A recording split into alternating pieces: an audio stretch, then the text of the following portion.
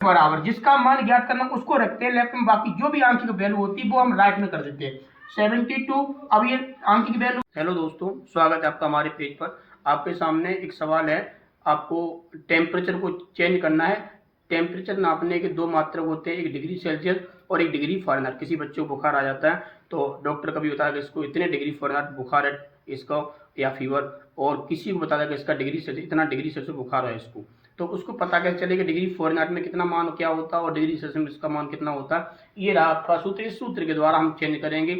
और किसी भी व्यक्ति का जो टेम्परेचर होता है वो 36 डिग्री सेल्सियस होता है, यानी 98.4 फ़ारेनहाइट होता है फ़ारेनहाइट में, और सेल्सियस में 36 डिग्री सेल्सियस होता है। अगर इससे ज़्यादा अगर आपका टेम्परेचर हो रहा है बॉडी का तो आपको फीवर है, और इससे कम है तो आपको निमोनिया है। तो अब आपको सवाल चेक करवा रहा हूँ कि चेंज करें, कैसे करेंगे चेंज, देखते हैं।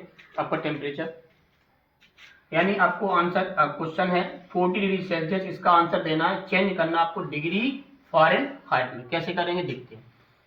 सूत्र ये वाला लगाएंगे, आपको ये भी पता होता है और ये भी जनरली दोनों सूत्र लिखे होते हैं किताब में, लेकिन मैं इसका उपयोग ज्यादा करूंगा, इससे थोड़ा सवाल सिंपल हो जाता है। अगर 5 का जी संख्या में भाग जा रहा वैसा दिया है तो चलते हैं।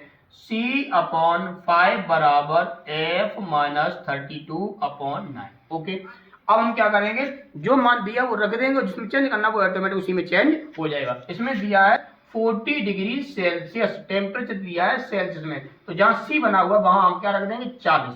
तो यहां मैंने क्या रख दिया 40 रख दिया, अपॉन 5 बराबर F माइनस 32/9।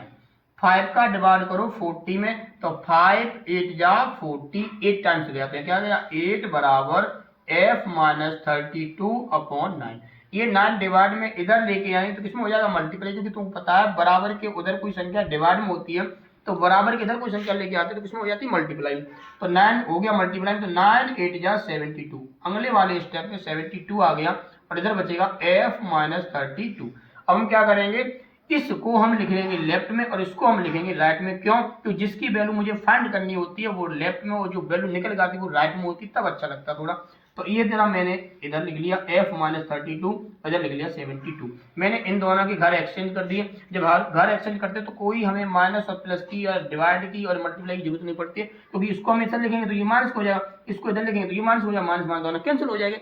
तो हम ऐसे इधर उधर करते तो कोई दिक्कत नहीं, माइनस प्लस की कोई समस्या इसमें नहीं आती है। अब F बराबर जिसका मान ज्ञात करना उसको रखते हैं लेफ्ट में, बाकी जो भी आंशिक वैल्यू होती है वो हम राइट में कर देते हैं।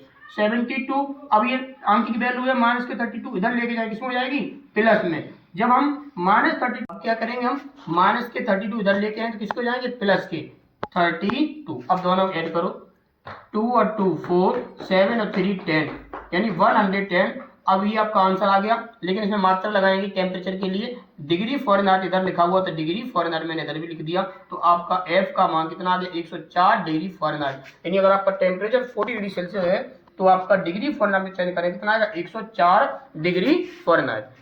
इसी प्रकार की आप अपने कोई भी आंशिक वैल्यू दें और डिग्री सेल्सियस दें और उनको आप खुद से स्वयं से चेक करें।